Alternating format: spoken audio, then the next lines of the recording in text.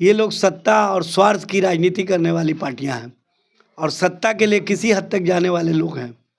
Narendra Modi cabinet के मंत्री जीतन राम मांझी जी ने दे दिया है। भारतीय जनता पार्टी, जनता दल यू और एनडीए को कटघरे में खड़ा कर दिया है। अब बुलडोजर चलता है गरीबों के छाती पर, तो ये लोग सोए रहते हैं। आज इतनी ठंड में दुश्मन भी अपने घर से किसी को नहीं निकालता। मुख्यमंत्री जी उनके सामने ही मर्यादा का हनन किए, क्यों नहीं एफआईआर दर्ज करवाए? नमस्कार, मैं अजीत कुमार, आप देख रहे हैं डिजिटल दस्तक। जदयू एमएलसी नीरज कुमार का 4 दिन पहले एक बयान आता है कि राजद के 18 विधायक हमारे पल्ले में हैं, खरवास बाद हमारे पार्टी में शामिल हो जाएंगे। संपर्क किसके है और कौन संपर्क कर रहा है, आज तक संपर्क सूत्र पता नहीं चला है। सबसे पहले तो ये लोग विचारों पर रहने वाली पार्टी नहीं है। ये लोग सत्ता और स्वार्थ की राजनीति करने वाली पार्टियां हैं और सत्ता के लिए किसी हद तक जाने वाले लोग हैं।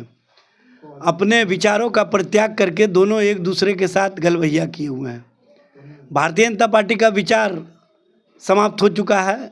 सत्ता के लिए किसी हद तक जाने का जो ललक है वो स्पष्ट रूप से दिखता है।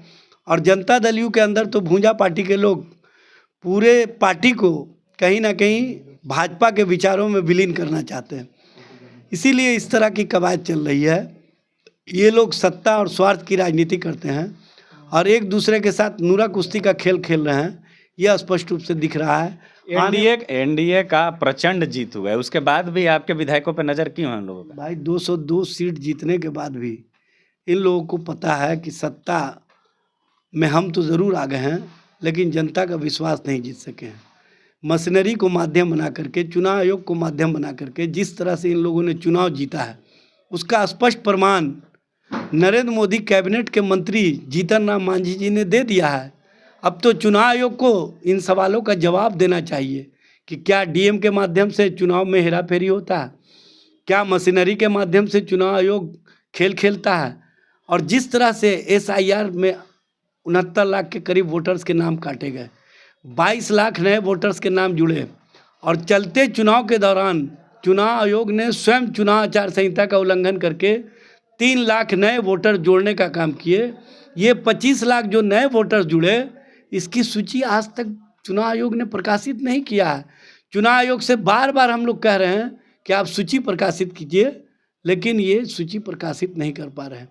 तो इसी समझ लीजिए कि किस तरह की राजनीति की कवायद और किस तरह का राजनीति का खेल बिहार में चल रहा है। अब बिहार में जो लोग कहा करते थे कि वोट चोरी के माध्यम से सत्ता आया है, वो तो स्पष्ट रूप से प्रमाणित कर दिए जीतन राम मांझी जी। थैंक्स टू जीतन राम मांझी कि जनता और जनता के बीच से जो बातें आ रही थी उसको उन्होंने स्वीकार करके भारतीय जनता पार्टी, जनता दल यू और एनडीए को कटघरे में खड़ा कर दिया है और इन लोगों के पास अब जवाब नहीं मिल रहा है। इसीलिए अब जीतन राम मांझी जी से बार बार इन लोग कह रहे हैं कि दूसरे दिशा में राजनीति को भटकाइए। और राजनीति को भटकाने के लिए जीतन राम मांझी हर दिन नए नए पैंतरेबाजी के साथ बयानबाजी बदलते हैं। तो कह रहे हैं कि तोड़ ममोड़ के वीडियो को दिखाया गया है। भाई सच अगर है कुछ और तो वो वीडियो भी जारी कर दें, सच्चाई सामने आ जाए, पब्लिक डोमेन में आ जाए, चुनाव आयोग को वो वीडियो उपलब्ध करा दे जो सच्चाई वाला उनका है। अरे चुनाव आयोग क्यों चुप्पी साधे हुए है, यही बड़ा आश्चर्य का विषय है।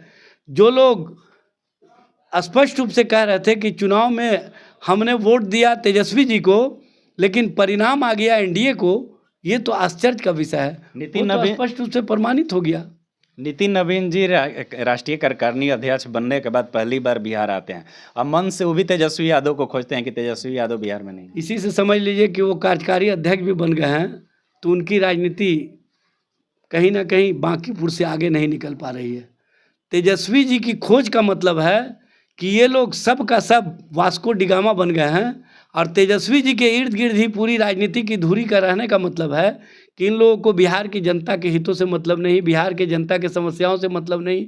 बिहार में बुलडोज़र चल रहे हैं, उस पर अगर एक शब्द बोल दिए होते कार्यकारी अध्यक्ष जी, तो लगता कि वो जनता की बात भारतीय जनता पार्टी के माध्यम से कहना चाह रहे हैं।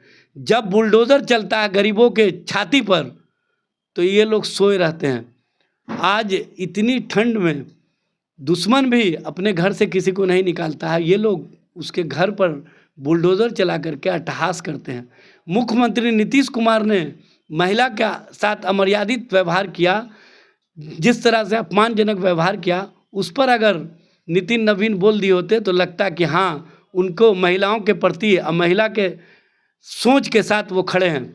जब इस तरह की राजनीति की कवायद चलती हो और ये लोग राजनीति को अपने सिर्फ तेजस्वी जी के इर्द गिर्द ही घुमाते हों, तो इससे समझ लीजिए कि बिहार और बिहार की राजनीति में तेजस्वी जी इन लोगों के लिए कहीं ना कहीं एक फोबिया के तौर पर इस्तेमाल करने की राजनीति हो गए हैं।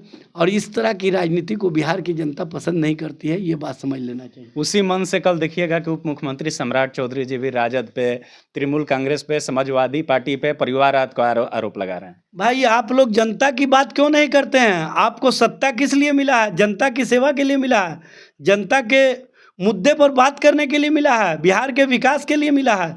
आप बिहार का विकास की बात नहीं करते हैं, बिहार की जनता की समस्याओं पर बात नहीं करते हैं। बिहार में लॉ एंड ऑर्डर खराब हो रहा है, नए नए गृह मंत्री बने हैं, उस पर क्यों नहीं बात किए? ये कहते थे कि महिलाओं के मर्यादा के साथ जो हनन होगा तो उसकी स्थिति और परिस्थिति जेल की सलाखों में होगी। मुख्यमंत्री जी उनके सामने ही मर्यादा का हनन किए, क्यों नहीं FIR दर्ज करवाए सम्राट चौधरी जी? आप इतिहास में नाम दर्ज करवा लेते और कहते कि हमारे रहते, सम्राट चौधरी के रहते कोई भी महिला के साथ इस तरह का दुर्व्यवहार नहीं कर सकता। तब मैं मानता कि हाँ आपको जो सत्ता मिला है तो सत्ता कहीं ना कहीं जनता के हितों के लिए उपयोग करने के लिए मिला है। लेकिन आप जनता की बात नहीं करके तेजस्वी जी की बात करते हैं, तो इसी समझ में आ जाता है कि आपकी राजनीति कहाँ है। तो अभी हमारे साथ राजद प्रवक्ता एजाज अहमद सर थे। इनका साफ तौर पे कहना है कि जदयू और भाजपा आपस में ही तय कर लें, क्योंकि दोनों तरफ से दावा किया जा रहा है कि राजद के 28 विधायक हमारे पाले में। पूरी बातों को आप सुने, बात कैसी लगी, आप अपनी प्रतिक्रिया कमेंट बॉक्स में दें। धन्यवाद।